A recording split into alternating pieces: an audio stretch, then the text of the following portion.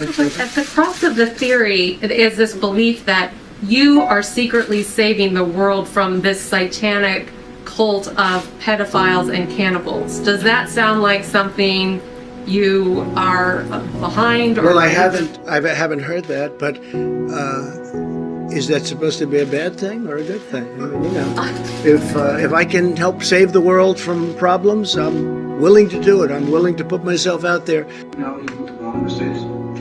I don't want to say, but you'd be surprised. Who is Q? You'll never know, folks. I'm not sure. Or maybe I know and I just can't tell you. Who do you guys think it is, out of curiosity? Q is Trump? I don't know. Perhaps the most profound moment of the last decade of my career occurred in March of 17. I got home about 10:45, 11 o'clock at night. My wife's already in bed. I pull in the driveway and there's a blue sedan sitting in front of my mailbox with its yellow fog lights on. And I pull in the driveway and these two GI men get out of their car. It's about 11 o'clock at night. And as I'm getting out of my car, say, "Are you Mr. Solomon?" I'm like, "I don't know, am I being arrested? What's going on?" They can throw cuffs on me. Did I break some classified secret I shouldn't today? And they're like, "You don't know who we are. We can't tell you who we are, but you're at the tip of a very large iceberg, and we hope you drill into it." And I'm like, "What in God's name are you guys talking about?" "Well, that thing you were reporting on television." Yeah, it's a FISA court filing. It is the apex of a very large scandal, and you need to drill down in it.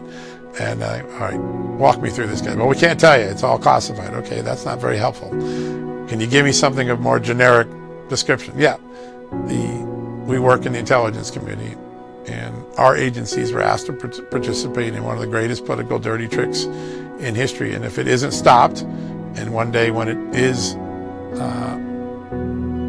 uncovered, we will lose the tools that keep you and I safe at night. We won't be able to find terrorists and we won't find spies because these tools will be taken from us because we abused them in the last couple of years." I'm like, holy mackerel, what's going on here? And so they couldn't give me much more detail, but they inspired me to start wondering about whether I was missing something big. And I got home by that time, and there were 20 minutes, it was about 11:20 at night. From 11:20 at night to 2 in the morning, I wrote a long email to my then work sister, Sarah Carter, who was just a fantastic reporter. Sarah and I had just begun working on what we called the NSA abuse stories where we were working. I remember being approached by, let's say, federal law enforcement officers who had told me, "You really need to dig into what's happened to Lieutenant General Flynn. Apparently, there's a lot been going on inside the FBI. Look at Andrew McCabe. Focus on some of these characters." It was the same thing that happened to John. I started focusing in and just really taking a step back, saying, what's going on here? And the more we started to investigate, little by little, we started peeling back what we call the onion, right? The layers of the onion. And it really felt like that. So then I think, it can't get much worse than this. I knew that we had a big problem on our hands.